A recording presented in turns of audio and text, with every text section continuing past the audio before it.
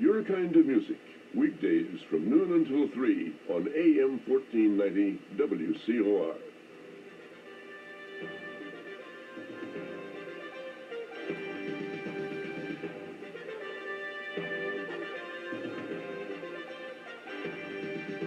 It's time for Cumberland University Bulldog Baseball.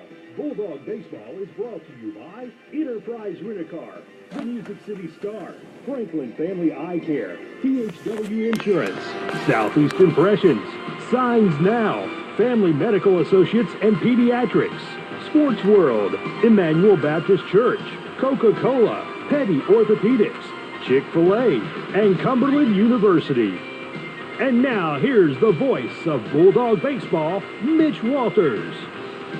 Well, Cumberland University and Cumberland Athletics would like to welcome everyone to the corner of Spring and Tarver for today's ball game between the lines of Bryan College and your Cumberland University Bulldogs. Bryan College comes in with an overall record of 28-13. Your Bulldogs come with a 13-21 record.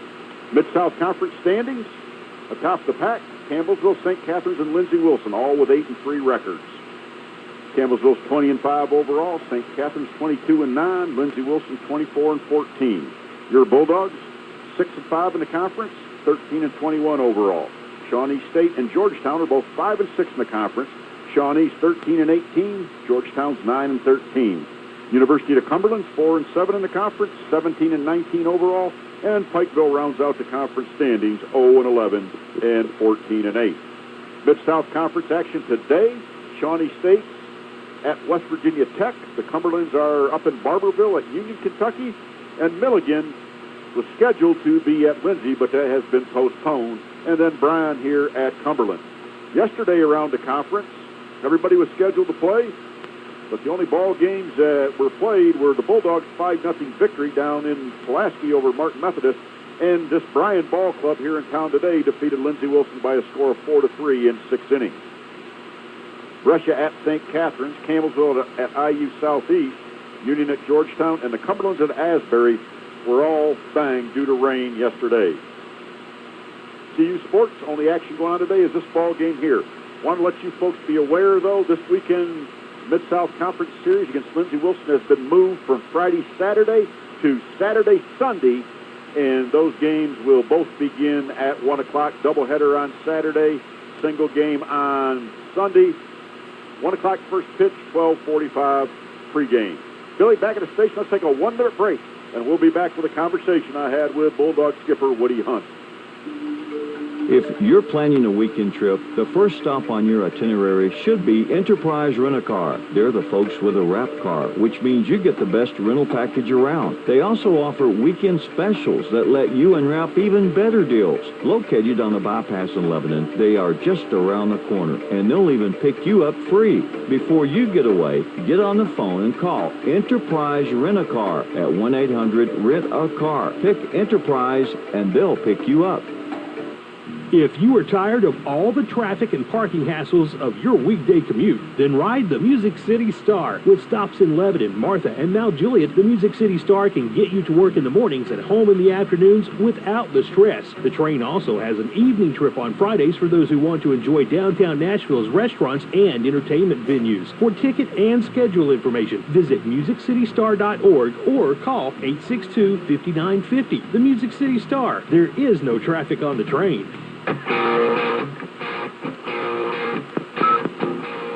We're joined by Cumberland University head baseball coach Woody Hunt. Coach, good to be with you. Yeah, beautiful day, Mitch. We had to play and kind of good opponent, and our guys are like going to be ready to go, and we want to get this game. But, you know, we feel good about what we're doing right now, but a beautiful day to play. Yeah, Coach, longest current winning streak of the season, 5 games, and starting to see some signs of this ball club. Well, we was hoping for this, and we got good pitching last night. Had too many walks, but I thought Cameron Lynn did a good job in getting out of jams. I throwing his double play balls, and we turned 4 double play balls, and had a major league play by Philip Stiles, and had a runner thrown out from Ryan Dickinson in the outfield, and just made some key plays at the right time and got a couple of key base hits. So, you know, our guys are excited right now to play, and I think that our better days are ahead of us, but we got a very challenging week. We know we got a tough game today, and then we got a very tough weekend. Coach, you've always talked about the importance of the midweek games, and as you said, Cameron has thrown well his last 2 starts, and the guy getting the ball today, Stephen Fisher. Stephen's thrown a lot better here over the last month. Well, he's the kind of guy that can keep our staff together. You know, he's going to be getting a lot of these key starts in the middle of the week, and he'll be able to relieve some on the weekends. He's a key part of our pitching staff, and he's kind of been unfair to him. Really, he's thrown against a lot of tough people, but you know, he's ready for the challenge, and Stephen's going to give you all he's got. And if he gets his breaking ball over in his split finger, he'll give the other team some problems. But you know, I think we got to score some runs today. I think they'll score some runs, but you know, our bats are coming alive a little bit. We're more confident in what we do, and I think that you'll see a battling team today. And we need a win against a very good team, and I think that today we'll have a good shot at doing that. Yeah, Coach, we've slowly seen that team batting average go up, and Justin Bird's really got going of late, and Ryan Dickinson's starting to swing the bat, getting John Larson in the lineup like you said all along. It has helped, and Jared Plunkett has done a good job here over the last couple of weeks in left field. Yeah, Jared is, you know, I was hesitant even to put him out there, and because I worked him out in practice one day and didn't look really confident in the outfield, but we decided to go with him last weekend, and he just keeps making plays out there. He's got some speed, and looks like he's going to be able to have good range out there, and he's going to run around. So right now he'll be out left fielder for a while, and nothing against the other guys. It's just that he's won the job, and I think he gives us a little bit more on-base opportunities at the bottom of the order to set up Styles and Hector at the top, which is always like to do that. So our lineup has changed drastically in the last 2 weeks with what Plunkett's done and been able to get Larson in the lineup every day has made us a better defensive team and all that. So we're starting to slowly put the pieces together, but we know it's going to be a long process. We're not there yet. I know, Coach, you usually want the process done by this point. You've always told me when I get to April, Mitch, I just want to be able to make out the lineup. Well, it's taken a little longer this year. And with that, Coach, fact of the matter is the toughest part of our schedule is coming up. Yeah, we know that, and I told the team that. But I think we're ready for the challenge. I may be fooled, but I think we're ready for the challenge. You can kind of feel that. And whatever we do today, we can't let it affect this weekend because we got a key weekend with Lindsey Wilson. And we're still in the conference race. You know, we know that. It's a very, very important weekend, and the next 2 are going to be really tough. And we know that. We just hope to keep getting better and be a very competitive team down the stretch here. And you know, our guys are, again, I like the mindset of them, and they've had to tough a lot for me, but that's just part of the process. But excited to play today. Coach, something that we have going on that I'm excited about, and you know, always something going on here with the ballpark, but we're getting ready to dedicate the Louis Payton sitting area down there.